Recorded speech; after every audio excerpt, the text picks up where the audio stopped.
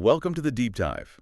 We're the show that takes, basically a mountain of complex articles, research papers, filings, you name it, and boils it all down for you. Right, we try to pull out the really important, maybe surprising, and hopefully actionable insight. Exactly. We do the heavy lifting, cut through the noise so you can get informed without feeling totally overwhelmed. And stay informed efficiently. Precisely.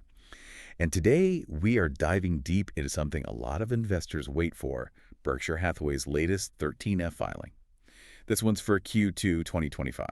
Yeah, these filings are always a big deal, aren't they? It's like getting a little peek inside the minds of Warren Buffett and his team, Todd Combs and Ted Weschler. It really is. It feels like almost a rare glimpse. What did they buy? What did they sell? And the big question we're tackling today is, what do these moves actually tell us about how they see the market, the economy, individual companies right now? So for this deep dive, we went straight to the 13F filing itself, obviously, but we also pulled in analysis from financial media, crunched our own numbers on these companies. Including detailed intrinsic value estimates using DCF models, discounted cash flow. Yeah, we really tried to cover all the bases for you on this one. And that's really the goal here, isn't it? We don't want this to just be a list of stocks Berkshire bought or sold. No, definitely not. Think of it more like a strategic map.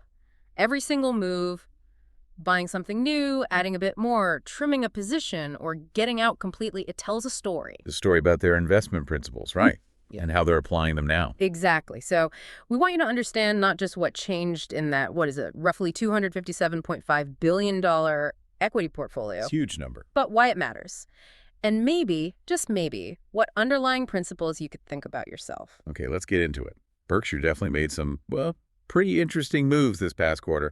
Quite active, actually. They were. Let's kick things off with the newcomers, the totally fresh faces in the portfolio. 6 brand new stock investments. 6 new ones, yeah. Now, it's worth noting, these 6 combined are less than 2% of the total portfolio value. So not a massive shift in allocation overall. Right, not like they bet the farm on these 6. It's more focused. Exactly. Focused deployment of capital. So first up, Lennar Corp, LEN, big U.S. home builder. Berkshire grabbed almost $950 million worth of the Class A shares. Which comes out to, about 0.4% of the portfolio? Just about. And here's what's kind of surprising, based on our source. Buffett, he's famously avoided housing during what he might call frothy times. Right. He's been wary before when things seemed overheated. So jumping in now suggests he, or his team, sees real value there.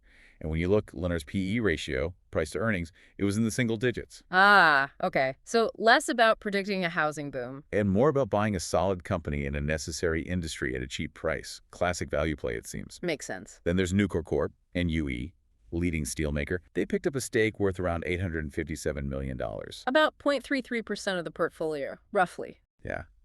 And this one feels like a pretty clear bet on industrial commodities, right? Definitely looks that way. It suggests they're finding value in maybe undervalued cyclical companies, businesses that move with the economy. Especially in what feels like a pretty uncertain economic environment. Exactly. And Nucor specifically had that low earnings multiple, plus a really strong balance sheet. Those were likely the big draws. Checks the boxes. Checks the boxes. Okay, next one caused a bit of a slur, a real aha moment for the market. Which one was that? United Health Group. UNH. Yeah. Big health insurer. Berkshire put about $1.4 to $1.5 billion into it. Wow, okay. That's a decent chunk, around 0.6%. And it's their first major health insurer buy, isn't it? First time. A real blue chip healthcare name. And yeah, the market was surprised. The stock actually jumped when the filing came out. Interesting. So maybe seeing long-term stability and growth there, and perhaps finding value after a dip. Seems likely. A sign of confidence in that whole sector. Yeah. Potentially. Okay, what else? Well, sticking with housing, they also bought D.R. Horton, DHI, another big home builder. You're right. Complementing the Lennar buy. How big was this one? Smaller, around $250 to $260 million, so maybe 0.1% of the portfolio, but taken together with Lennar. It's a pretty clear bullish signal on U.S. housing. D.R. Horton's the biggest builder in the country, right? Yeah. And again, likely seeing that low PE, a strong backlog of orders, basically seeing a good margin of safety. That classic Buffett concept, buying below intrinsic value to protect yourself. Exactly. A conviction play on a fundamental need. Then there were a couple of more niche picks. Niche, but interesting. Yeah. Lamar Advertising, Lamar. It's an outdoor advertising REIT. billboards, that kind of thing. Okay, or real estate investment trust, how much there? About $142 million. Our sources describe it as niche but resilient, known for steady cash flow. So maybe value in those reliable infrastructure-like assets, especially with rates being higher. Could be. It hints that maybe one of the portfolio managers, Combs or Weschler, sees durable value in places others aren't looking. Finds those steady eddies. Right. And the last new one, Allegiant PLC, ALLE. They make locks, security systems. Global company. Okay, old economy, durable goods. How much? A smaller one again, about $112 million. Seems like a bet on just steady, consistent demand for security, both commercial and residential. And likely fits the quality criteria. Modest valuation, generates cash. Exactly. Seems to fit that mold pretty well. So you see the pattern. New money going into housing, industrials, healthcare, plus these couple of resilient niche plays. It definitely paints a picture. It does. A focus on tangible assets, necessary services, maybe things that felt a bit out of favor. But okay, that's the new blood. What about the companies they already own? They didn't just buy new stuff. They doubled down on some existing positions too. Right. And that tells you something different, doesn't it? How so? What does it signal when they add to a stake they already hold? Well, it often signals, reinforced conviction, a deepening belief in that company's long-term story. Especially if it's a relatively new position. Exactly. If they just bought it recently and are already adding more, it suggests their initial idea is playing out, or maybe the price got even more attractive to them. It's a strong signal of confidence. Okay, so where did they show that extra conviction? Well, the most dramatic one was Pool Corp. Pool. They boosted their stake by a massive 136%. Wow, more than doubled it. Yeah, nearly doubled it. It's now about a $1 billion position. And remember, Pool Corp was only initiated in Q1 of this year. So a very quick, very strong reinforcement. What does Pool Corp do again? They distribute swimming pool supplies. It sounds a bit niche, maybe cyclical, but it's surprisingly resilient because of the huge number of existing pools needing maintenance. Like the installed base. So this big ad suggests they see something significant there long-term. Undervaluation. Growth. Probably both. Strong conviction that maybe the market isn't fully appreciating yet. Okay, where else did they add? They also added a bit more to Lennar Corp, but the Class B shares this time. A modest 19% increase. So reinforcing that housing bet we talked about. Yeah. Buying both classes of shares now. Exactly. It shows it wasn't just a one-off buy. They're building a cohesive position in the home builders. Real belief in the sector. Got it. What else? Constellation Brands, Right. STZ, they bumped that up by 12%. The beverage company. Yeah. Corona, wines, spirits. That's the one. Their stake is now over $2 billion. Suggests continued confidence there. Maybe they saw it as undervalued after some market bumps earlier. Or just like it as a steady cash generator. Defensive play. Could be either or both. Reliable brands tend to do okay regardless of the economy. Makes sense. Any others? HEICO Corp, HEI, got an 11% boost. That's the aerospace and aviation parts company. Right. I remember that one being known as high quality but often expensive, right? High PE. Exactly. So adding to it, even though it's not traditionally cheap, suggests they see real long-term value in its competitive position, its niche. Maybe one of the lieutenant's picks? Paying up for quality and compounding? That's often the speculation with HEICO, yeah. Strong belief in the business itself beyond just the current multiple. Interesting. Even the big oil plays. Even Chevron, CVX, saw a small add, just 3%. But it's still a top 5 holding for them, around 6-7% of the portfolio. So maybe just using a dip in oil prices to average up slightly. Seems likely. Classic move. Adding a little bit to a core holding when the price weakens, improving the overall cost basis. Okay. And one more small one? Yeah, tiny 1% top-up for Domino's Pizza, DPZ. They started buying that in 2024. So not a big move, but shows they still like it. Cautious optimism. Pretty much. Still like the franchise model, the long-term economics, even if it's not screamingly cheap right now, just maintaining conviction. Okay, so putting the buys and adds together. Housing, industrials, healthcare newcomers, plus more conviction in Pool Corp, Constellation, HEICO. It does feel like a strategy emerging. Absolutely. It's not random. It's a deliberate shift towards certain sectors and qualities. So thinking about our listeners trying to find opportunities, what's the single most actionable insight from just looking at these buys and additions? That's a great question. I think the key insight is that even when the market feels kind of high or, dominated by certain sectors. Like tech. Right. Berkshire is showing that real value opportunities still exist, especially if you look in maybe less glamorous or cyclical areas. Housing, basic materials. They're not chasing momentum. They're finding places where the numbers offer that margin of safety. So the message is, don't assume there are no bargains left. Dig deeper, look where others aren't. Precisely. Diligent research into overlooked areas can still pay off based on what Berkshire's doing here. That's a fantastic point. Okay, let's flip the coin now. Yeah. Because what they sell or trim can be just as revealing, sometimes even more so.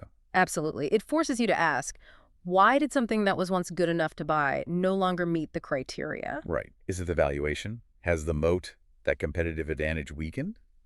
Or do they just see better opportunities elsewhere? All of the above are possibilities. It's an active process of pruning the portfolio, making sure capital is working its hardest. So what got pruned in Q2? Well, one position got eliminated entirely. T-Mobile US, TMUS. A complete 100% exit. Okay. Was that a big holding? No, actually, it was always pretty small, never more than about 0.5% of the portfolio. So maybe a Combs or a Weschler pick? Or something left over from merger arbitrage? That's the thinking. Its liquidation probably suggests concerns about the telecom industry, fierce competition, maybe a limited moat long-term. My capital spending needs. Right. Or it could just be simple reallocation. They saw better places to put that money, like the new buys we discussed. Got it. What else saw significant cuts? Charter Communications, CHTR, that one got cut significantly by 46%. Wow, nearly half the position. That's the cable broadband company. Yeah.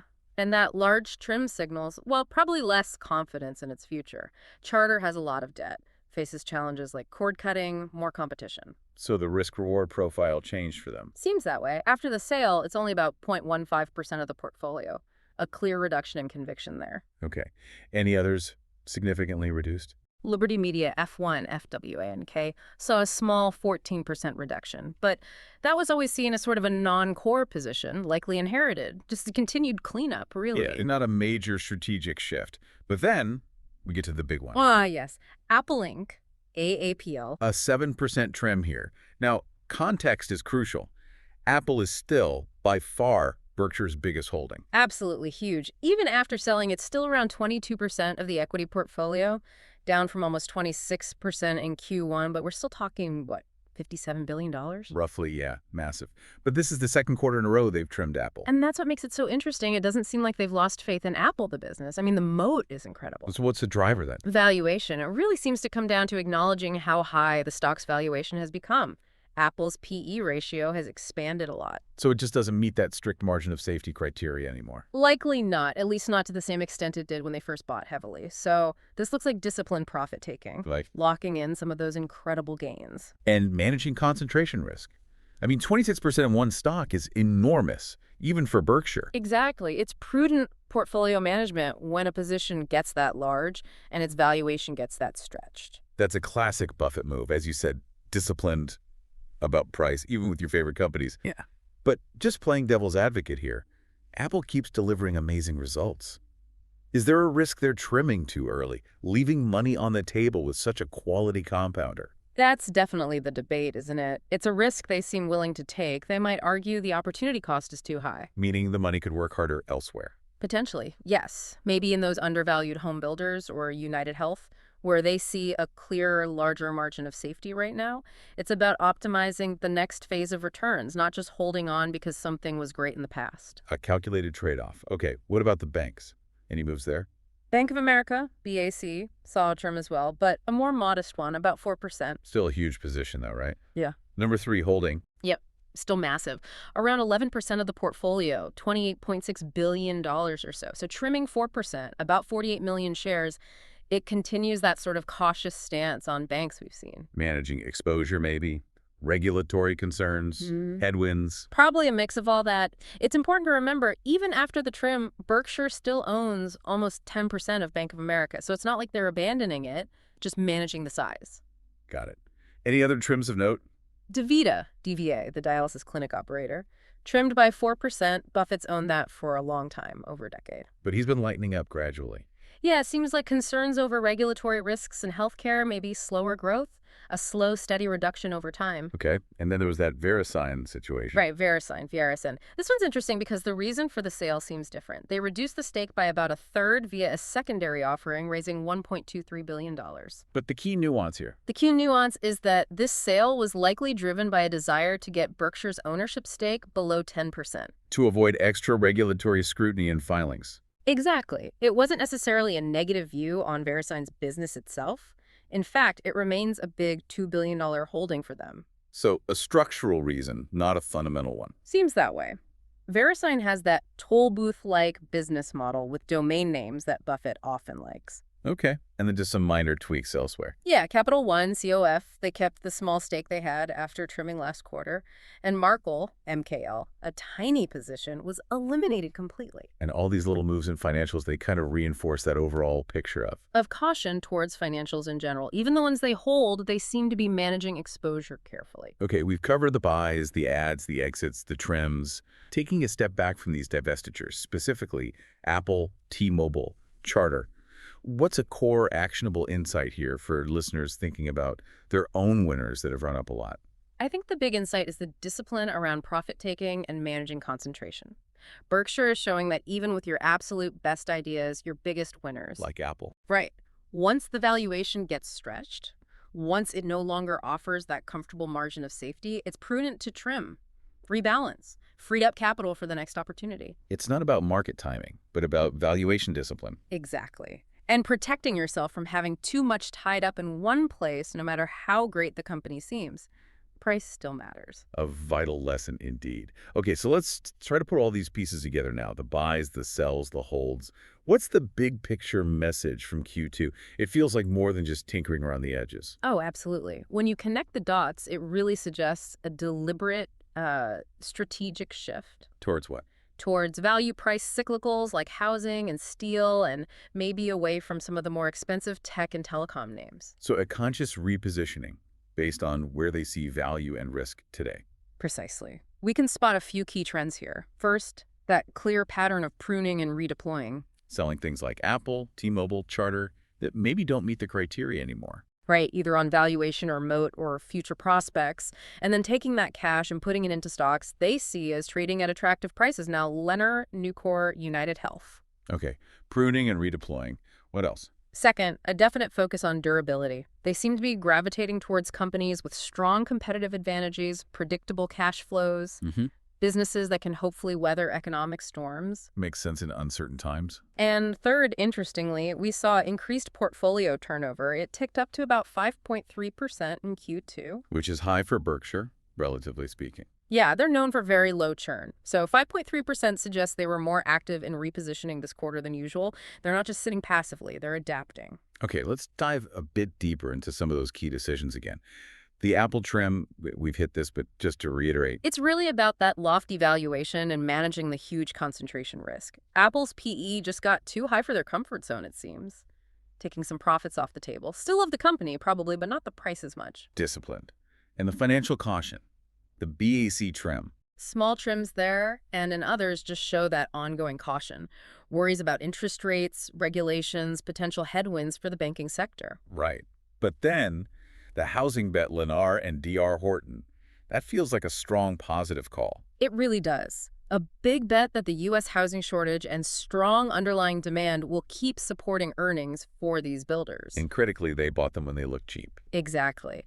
Single-digit PE ratios, trading below book value early in the year. That gave them the margin of safety they look for.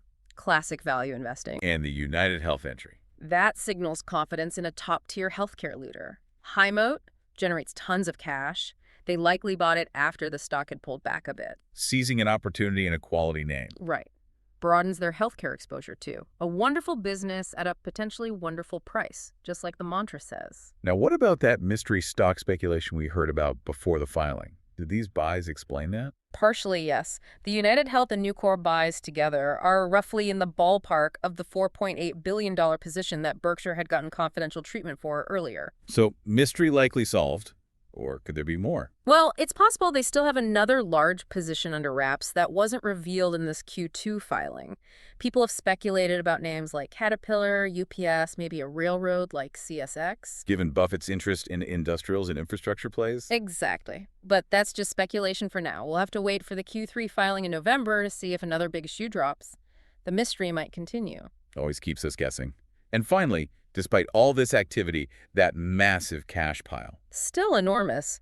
Around $147 billion at the end of Q2. So no elephant-sized acquisitions, no huge splashy bets. Nope. It shows incredible patience and discipline. Buffett seems happy to wait for a major market downturn or a truly perfect, massive deal rather than chasing things right now.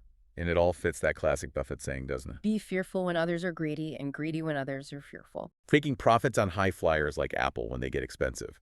And buying quality cyclicals like Lennar or Nucor when they're out of favor and cheap. It's the same playbook, just applied to today's market. It really is a masterclass in sticking to your principles. So pulling all these threads together, the shift to value cyclicals, the Apple trim, the patience with cash, what's the most vital takeaway for our listeners about managing their own portfolios based on Berkshire's Q2 moves? For me, the most critical insight is the reminder that deep value opportunities can still be found, even in a market that feels expensive overall. But you might have to look in uncomfortable places, sectors that are out of favor, cyclical businesses. Places the herd isn't stampeding towards. Exactly. Berkshire is showing that patient, fundamental research focused on finding a significant margin of safety is still a viable and likely superior path.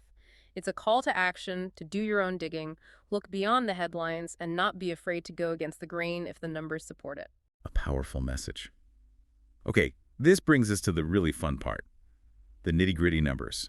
We've talked strategy, we've talked quality, but did the valuations actually back up these moves? Ah, the moment of truth. Our deep dive team ran discounted cash flow analyses, DCF models, on these companies.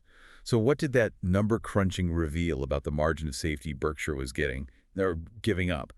Was Buffett truly buying cheap and selling dear? It's a crucial question. And, our DCF results largely confirm that famous discipline. For listeners maybe less familiar, DCF tries to estimate a company's true worth today based on how much cash it's expected to generate in the future. Right, projecting future cash flows and discounting them back. Exactly. And what we found generally was that many of the stocks Berkshire bought looked significantly undervalued by DCF, offering that nice margin of safety. While the ones they trimmed Often look fairly valued or even a bit expensive. It really lines up well with the narrative. Okay, let's see some examples. Where was the undervaluation most apparent? The home builders were standouts.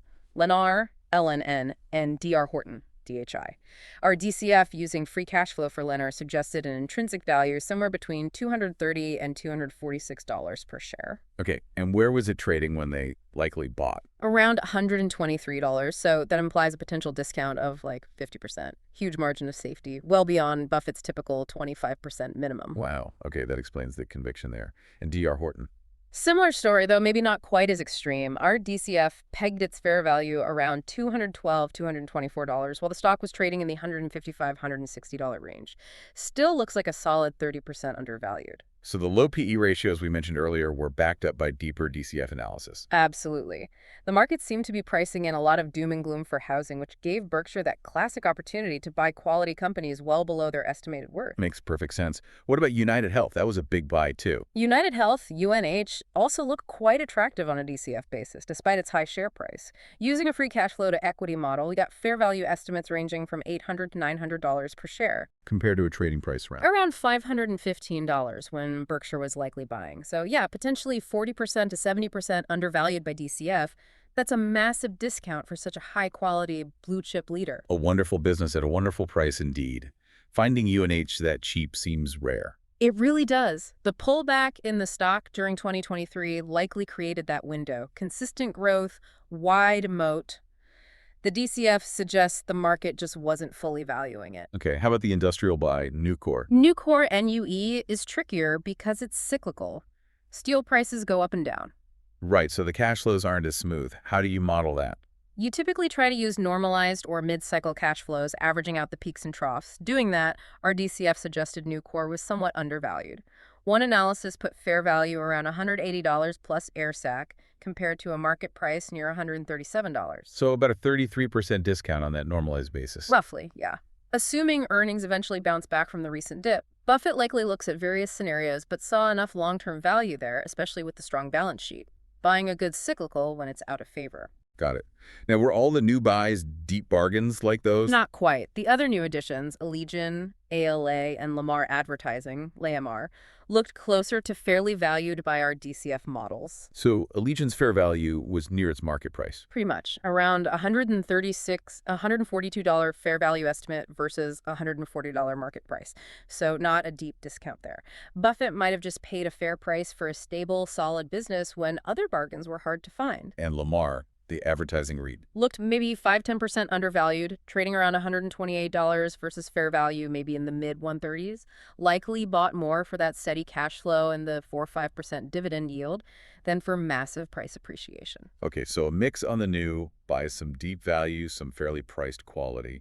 What about the stocks they added to? Pool Corp, Heiko. Right. The increased holdings showed a really mixed picture on valuation. Pool Corporation, Pool, where they doubled down aggressively. No, valuation opinions differ. How so? Some DCF models show it looking fairly valued, maybe even a bit pricey around $325 where it was trading. But other analyses, like one from Yahoo Finance we saw, calculated a much higher intrinsic value, suggesting maybe a 40% margin of safety.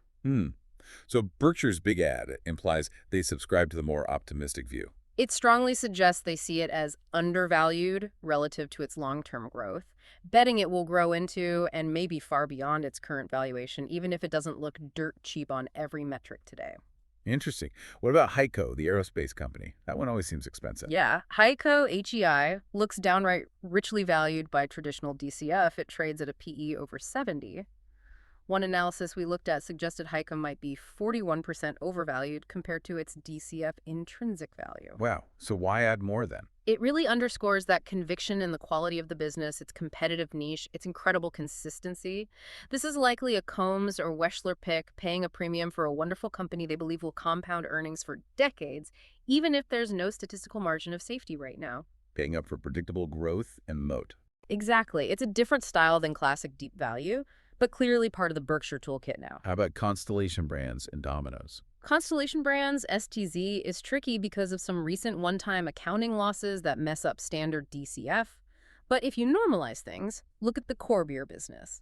It probably looks modestly undervalued, maybe fair value $250–300 versus a market price around $170. So decent upside, but maybe complicated by its heavy debt. Precisely. Berkshire likely sees value operationally, hence the $2 billion stake and the recent ad, but it's not as clean-cut as Lennar. And Domino's Pizza, DPZ, the tiny top-up. DCF models generally put Domino's right around fair value. One had it at $452 versus a $450 market price. Basically, no discount. So great business, but not cheap. The small ad just maintains the position. Seems that way. They like the long-term story, but aren't seeing a compelling reason to buy more aggressively at the current price. Okay, so that covers the buys and ads.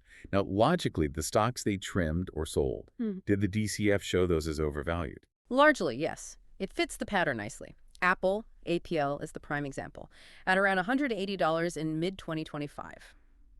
Well, conservative DCF models struggled to justify that. What kind of intrinsic value did the model suggest? Estimates varied, but something in the $130–140 range was common.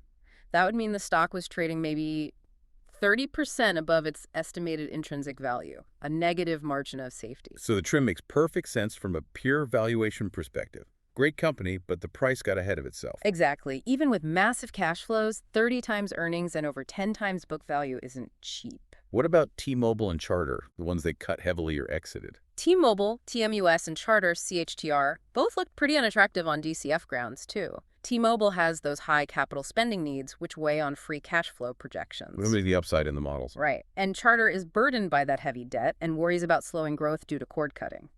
DCF likely showed limited upside, justifying the big trim. Okay. But Bank of America, they only trimmed slightly. Was that overvalued? No, Bank of America, BAC, actually looks reasonably valued, trading around 9 times earnings. The small trim there wasn't likely a valuation call. More tactical, maybe? Regulatory limits rebalancing? That's the thinking. They still hold almost all of their massive stake, suggesting they still see value in the business itself. And VeriSign, we already established that sale was about ownership percentage. Correct.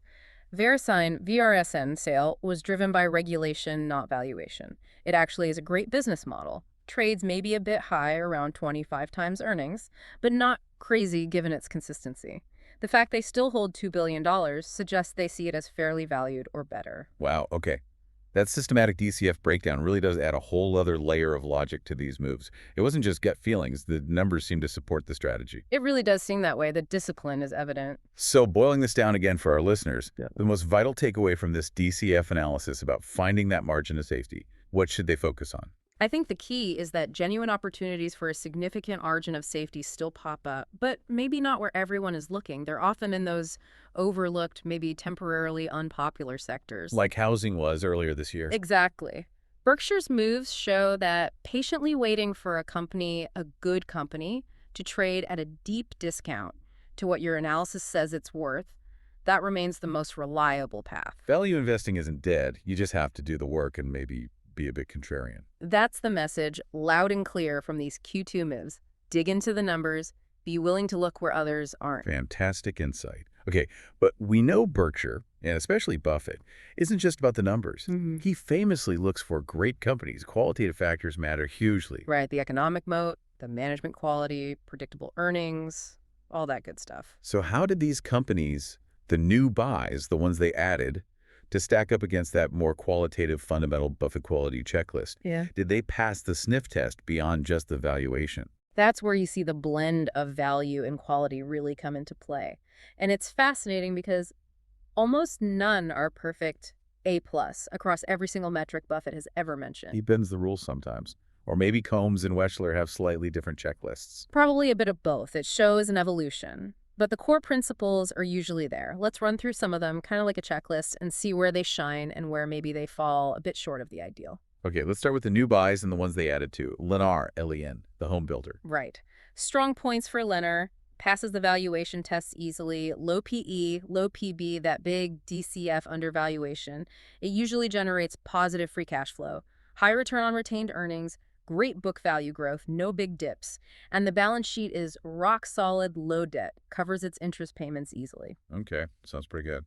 Weak points. Well, its gross margins and net profit margins historically aren't super high, below those ideal 40% and 20% levels Buffett sometimes talks about. And because it's cyclical, its earnings per share don't go up every single year without fail. So, verdict on Lennar.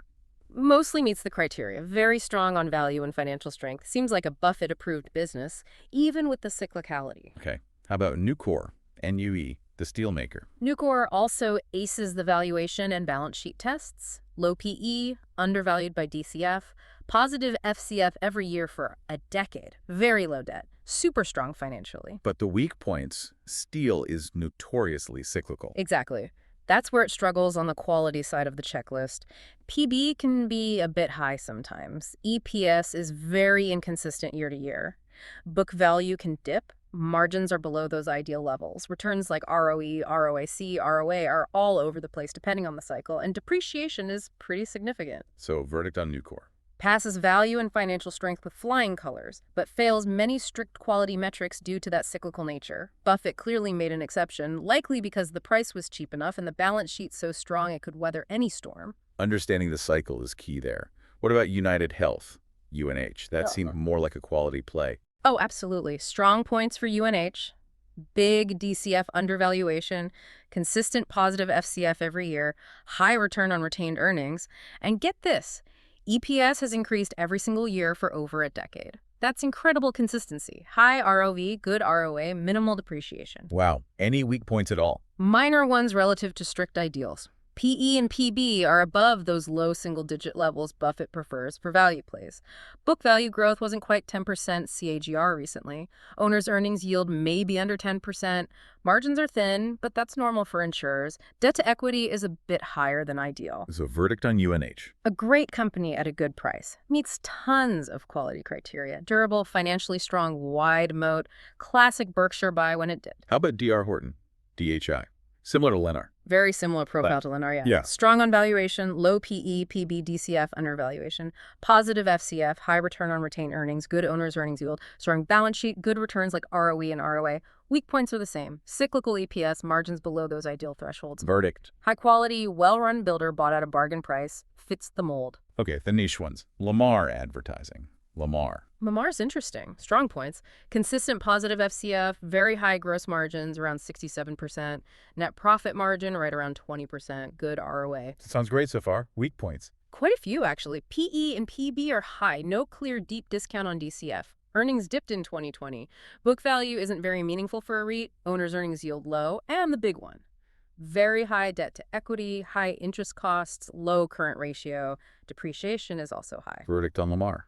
Maybe a good, not great company purchased at a fair price. Those stable cash flows are attractive, but it misses on several key financial health metrics, especially debt. Okay, Allegion. ALA, the security company. Allegion, strong points. Consistent positive FCF, high return on retained earnings, good gross margins, 44-45%, decent ROE and ROA, low depreciation, strong current ratio, solid interest coverage. Weak points. Again, quite a few. PE and PB are high, no big DCF discount, fairly valued. EPS dipped in 2020. Book value growth inconsistent. Owner's earnings yield low. Debt to equity is high. Net profit margin below 20%. ROIC a bit low. Verdict on Allegion. Seems like a stable, above-average company. Good qualitative aspects, but bought at a full price. Likely valued for its predictability. Now for the ones they added too heavily. Pool Corporation. Pool Corp. Pooled Corp. This one's fascinating given the big buy. Strong points, strong positive FCF most years, exceptionally high ROE, around 30%, high RIC and ROA, low depreciation. Book value grows consistently, good liquidity. Very impressive returns, weak points. Valuation is the big one, high PE, high PB. EPS did dip in 2023. Owner's earnings yield low. Debt to equity is above 0.5, and its margins are below those ideal 40%, 20% levels. So verdict on Pool. It looks like an outstanding business based on returns and growth, but purchased at a rich valuation. Berkshire is clearly betting this wonderful company is worth paying up for, expecting it to compound significantly over time. Quality trumping price here. And Heiko, HEI. Similar story. Even more so on the valuation front. Heiko strong points. Consistent positive FCF. High return on retained earnings, consistent book value growth, very strong balance sheet, great coverage, high current ratio, good gross margins, low depreciation, good ROE and ROA too. But the weak points must be valuation. Extreme valuation, PE over 70, PB over 12. No margin of safety on DCF, looks significantly overvalued. Plus an EPS dip in 2020, low owner's yield, slightly high debt, net profit margin under 20%, ROIC a bit low. Verdict. Clearly a wonderful company acquired at a not-so-wonderful price. High moat business, but priced for absolute perfection. Shows a willingness, likely from Combs or Weschler, to pay almost anything for perceived long-term compounding quality. What about Constellation Brands, STZ? Constellation. Strong points, strong FCF most years, high gross margins, good normalized net profit margins, good ROA, low depreciation, decent interest coverage. Weak points. We mentioned debt and volatility. Yeah. PE is often above 15. PB isn't meaningful due to buybacks, sometimes driving it negative. EPS has been volatile due to one-offs. Book value negative at times, low owner's yield.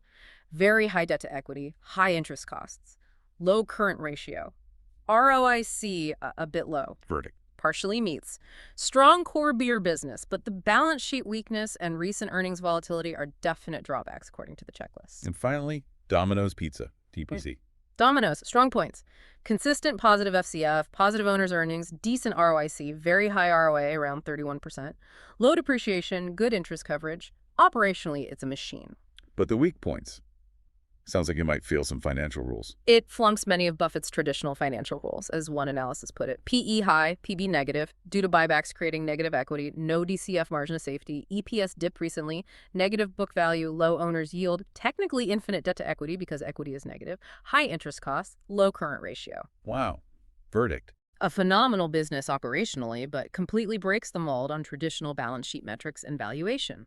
Shows Buffett's flexibility for truly exceptional capital-light franchise models, even if they don't fit the old checklist perfectly. That's incredible detail. And briefly, the trend-exited ones largely failed these tests. Mostly, yes, or failed on valuation. Apple still aces quality, but fails valuation now. BofA is okay on value and quality. Trim was tactical. T-Mobile failed on profitability, stable growth, heavy capex needs. Charter failed on leverage and growth prospects. Liberty F1 and DaVita had debt or risk issues. Only VeriSign was trimmed despite being high quality, purely for regulatory reasons. The systematic breakdown is so revealing, it shows the nuance. But seeing those weak points or exceptions for buys like Lamar, Allegiant, or especially paying up for Heiko, does that signal a real shift? Is classic Buffett value being replaced, or maybe supplemented, by a Coombs-Wechsler growth at a premium style? That's the million-dollar question, isn't it? I think it suggests a blend, an evolution. The core principles of value and quality are still there. Look at Lennar, UNH, Nucor. But yes, it seems they're more willing now to buy good businesses at fair prices when deep bargains are scarce. Or pay that premium for truly exceptional growth stories like Heiko or Pool Corp. Exactly. It reflects an adaptation. Maybe fewer classic cigar butts or deep value plays are available in the size Berkshire needs, so they're flexible. They'll pay up for predictable, compounding quality, likely driven more by Combs and Wechsler, while Buffett still seems focused on finding those classic margin of safety bargains when possible. It's pragmatic flexibility within that disciplined framework. Okay, let's try to wrap this up. In summary, what's the main takeaway from Berkshire's Q2 2025 moves? I'd say it's a masterclass in balancing value and quality in today's market. Buffett and his team are still hunting for companies trading below their real worth and that have strong fundamentals. They're actively pruning things that don't meet the criteria anymore. Especially on valuation. Right. And redeploying that capital into areas like housing, basic materials, healthcare, where they see better opportunities right now. Positioning for resilience and value. Exactly. Positioning Berkshire for resilience and value in what they likely see as an uncertain market. Okay. Sticking to the core playbook. Buy great companies at good prices. And be willing to trim even your winners when they get too expensive. Even if that means occasionally bending the old rules for truly special situations. Precisely. The core principles remain, but the application adapts. It's disciplined, yet flexible. So much to think about there. What stands out most to you, the listener, from this deep dive? Is it that big, bold bet on housing? Or maybe the discipline to trim Apple even while it's still performing well? Hopefully this gives you a new lens for looking at investment decisions, Berkshire's, others, maybe even your own. And here's a final provocative thought for you to chew on. When you see arguably the most disciplined long-term investors on the planet actively adjusting course, trimming high flyers, and shifting towards more value-oriented, cyclical sectors, what might that signal about the overall market temperature? That's a really interesting question. Does it suggest maybe a bit more caution is warranted, that perhaps the easy gains in some areas are behind us? And how might that influence your thinking about balancing growth versus value in your own quest for knowledge or even in your own portfolio? Something to ponder. Definitely food for thought. Now, if you want to track market temperature and get more insights like the ones we discussed today, we do invite you to check out an iOS app called Buffett Indicator. You can search for it and download it from the Apple App Store. It could be a useful tool to complement your own research. And just a quick disclaimer, of course. All the analysis we share today is based on publicly available sources. It's our interpretation, and others might see it differently. This is all for educational purposes. Right. It is definitely not investment advice. Please, always do your own homework, your own due diligence, before making any investment decisions. Absolutely. And hey, if you enjoyed this deep dive, please like and subscribe. You can find us on Apple Podcasts, Spotify, or check out our YouTube channel, Deep Value Investing. And don't forget, we've put together a pretty comprehensive book list on value investing. You can find the link for that in the episode description. Great point. Thanks so much for diving deep with us today.